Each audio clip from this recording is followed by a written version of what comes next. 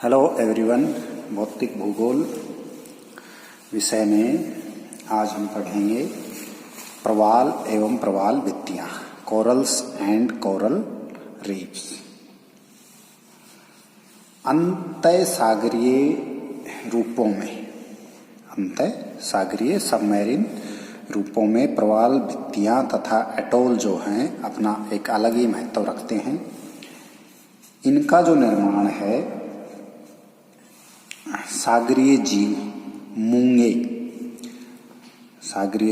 मूंगे या coral polyp के अस्थि पंजरों के समेकन यानी इकट्ठा होने तथा संयोजन जुड़ने के कारण होता है।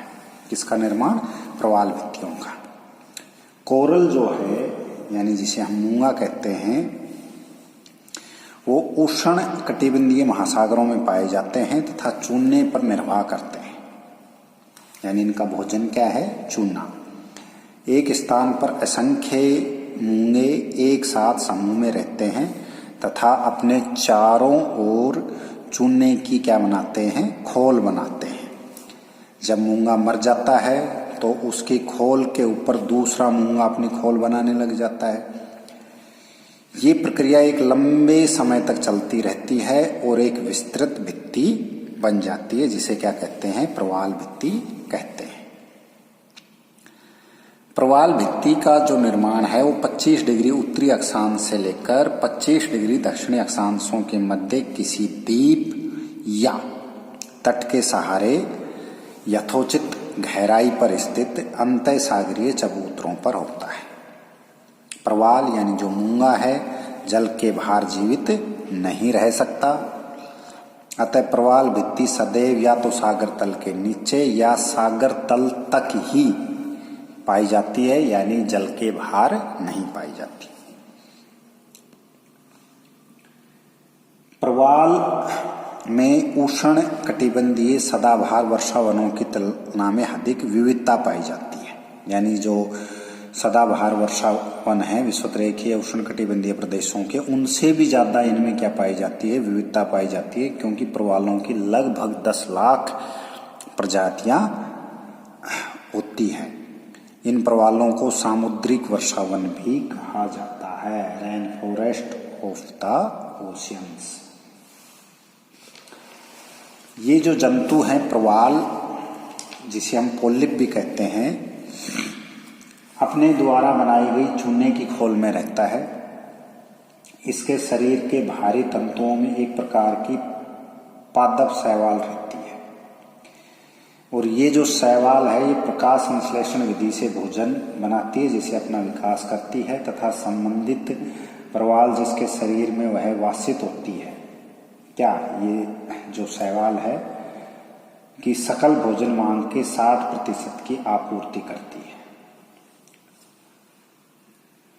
जब सागरीय तापमान में वृद्धि हो जाती है तो प्रवाल इन शैवालों को अपने शरीर से क्या कर देती है? निष्कासित कर देती है। परिणाम स्वरूप प्रवालों को आहार नहीं मिल पाता और वो मर जाते हैं। शैवाल के निकल जाने के कारण प्रवाल जो है वो सफेद रंग की हो जाती है और इसे क्या कहते हैं?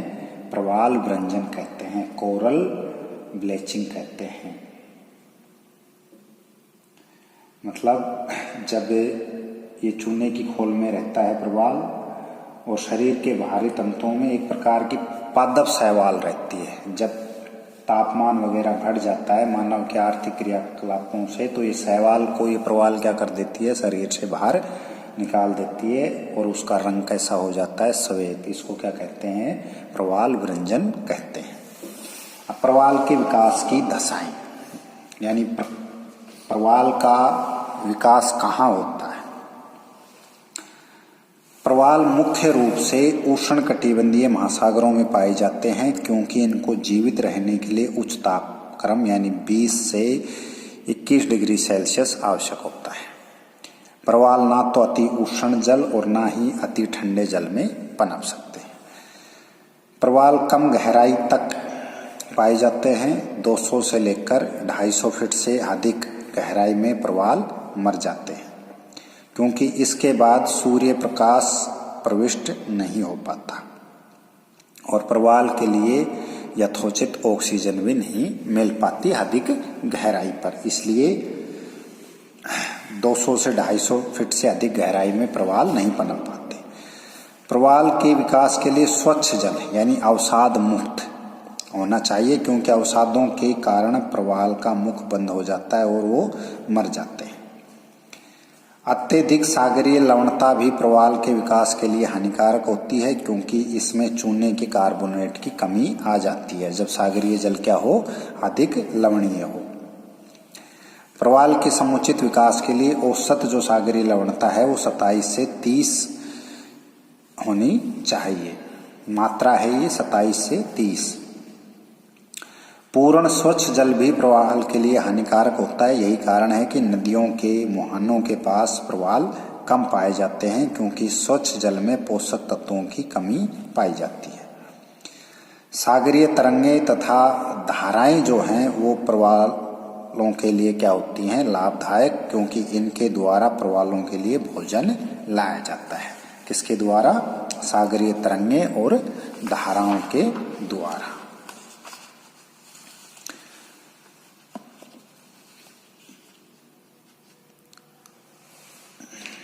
प्रवाल के विकास के लिए अंतःसागरीय चबूतरों की आवश्यकता होती है,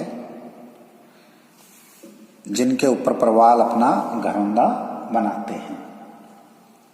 इन अंतःसागरीय चबूतरों की स्थिति सागर तल से 50 फैथम तक ही होनी चाहिए। उसके बाद आता है प्रवाल भित्तियों के प्रकार। सबसे पहला जो है वो क्या है? तटीय प्रवाल भित्ति। महाद्वीपीय किनारे या द्वीप के किनारे निर्मित होने वाली प्रवाल भित्ति को तटीय प्रवाल भित्ति कहते हैं। या तो किसी महाद्वीप के किनारे या किसी द्वीप के किनारे जो प्रवाल भित्ति निर्मित होती है उसी को क्या कहते हैं? तटीय प्रवाल भित्ति। इसका जो सागरवर्ती भाग है वो खड़ा बिल्कुल और तीव्र ढाल वाला होता है, सागरवर्ती भाग यानी जो सागर की तरफ होता है, जबकि स्थल की तरफ का जो भाग है वो क्या है? मंद ढाल वाला होता है। ऊपरी सतह असमान तथा ऊबड़ खाबड़ होती है।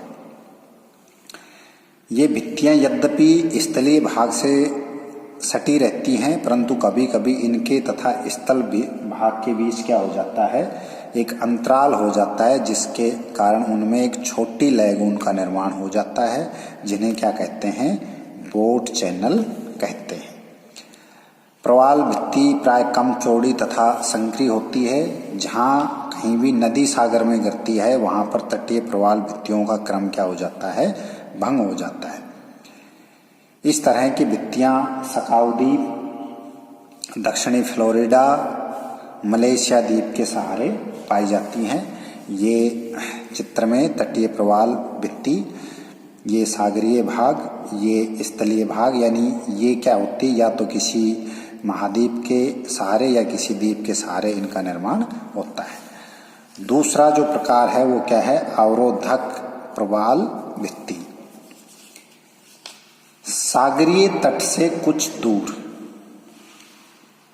किंतु उसके समानांतर, सागरीय तट से दूर तो रहेगी लेकिन उसके समानांतर स्थित वृत्ताकार प्रवाल भित्ति को अवरोधक प्रवाल भित्ति कहा जाता है। ये सभी प्रकार की भित्तियों से लंबी, विस्तृत, चौड़ी तथा ऊंची होती है। इनका जो ढाल है वो 45 डिग्री तक होता है, परंतु कुछ ढाल 15 से 25 डिग्री तक भी होता है। तट तथा इनके बीच विस्तृत किंतु छिछली लैगून का भी निर्माण हो जाता है। अवरोधक भित्तियां लगातार अविच्छिन्न रूप से नहीं मिलती, यानी लगातार रूप से नहीं मिलती, वरन स्थान स्थान पर ये टूटी होती है, जिस कारण जो लैगून का निर्माण होता है उनका संबंध खुले सागर से बना रहता है। इन अंतरालों को क्या कहते हैं? ज्वारीय प्रवेश मार्ग कहते हैं, जिनसे होकर जलयान भी आ जा सकते हैं। इन भित्तियों का आधार अधिक गहराई में मिलता है। विश्व की सर्वप्रमुख अवरोधक प्रवाल भित्ति ग्रेट बैरियर रीफ है। कौन सी है? ग्रेट बैरियर रीफ, जो ऑस्ट्रेलिया के पूर्वी तट के सहारे 9 डिग्री से लेकर 22 डिग्री दक्षिणी अक्षांशों के मध्य लगभग 1200 मील या जिसे 1920 किलोमीटर में पाई जाती है। इसका उत्तरी सिरा तट से 80 मील तथा दक्षिणी सिरा 7 मील दूर है। इस तरह प्रवाल भित्ति की तट से दूरी 20 से 30 मील के बीच पाई जाती है। तट तथा भित्ति के बीच स्थित जो लैगून है उसकी गहराई 40 फैदम तथा चौड़ाई 7 से 80 मील है। जगह जगह पर यह भित्ति टूटी हुई है, जिस कारण लैगून का संबंध खुले प्रशांत महासागर से हो जाता है। ये अवरोधक प्रवाल भित्ति ये सागर यानी तट से कुछ दूरी पर होती है। ये स्थलीय भाग तट से कुछ दूरी पर, लेकिन उसके क्या होती है? समानांतर होती है। उसके बाद तीसरा जो प्रकार है वो है एटोल। घोड़े की नाल या मुद्रिका के आकार वाली प्रवाल भित्ति को क्या कहते हैं? अटोल कहा जाता है। इसकी स्थिति प्राय द्वीप के चारों ओर या जलमग्न पठार के ऊपर अंडाकार रूप में पाई जाती है, परंतु इसका कोई ना कोई भाग खुला अवश्य रहता है। इसके बीच में भी लैगून होती हैं, जिसकी गहराई 40 से 70 फैदम तक होती है। इसकी ऊपरी सतह पर ताड़ के वृक्ष पाए जाते हैं। अटोल प्राय 3 प्रकार के होते हैं। प्रथम प्रकार वे अटोल जिनके बीच में द्वीप नहीं पाए जाते, केवल प्रवाल की ही वलाकार श्रेणियां पाई जाती हैं। दूसरा वे अटोल होते हैं जिनके मध्य द्वीप पाया जाता है, तथा तीसरे वे अटोल जिनके मध्य पहले से द्वीप नहीं रहता, परंतु बाद में सागरीय तरंगों द्वारा अपर्दन एवं निक्षेपण द्वारा उनके ऊपर द्वीप जैसा बन जाता है। इन्हें प्रवाल द्वीप या अटोल कहा जाता है। अटोल एंटीलीज सागर, लाल सागर, इंडोनेशिया सागर, चीन सागर, ऑस्ट्रेलिया सागर में अधिकता से पाए जाते हैं। फुराफुटी अटोल एक प्रसिद्ध अटोल है। ये अटोल की आकृति ठीक है, ये घोड़े की नाल या जो मुद्रिका होती है उसके आकार में, इसके ऊपर ताड़ के वृक्ष पाए जाते हैं। ये सागर तल, और इस प्रकार से अटोल का निर्माण होता है। तो ये थी प्रवाल भित्तियां और उनके विकास के कुछ कारक।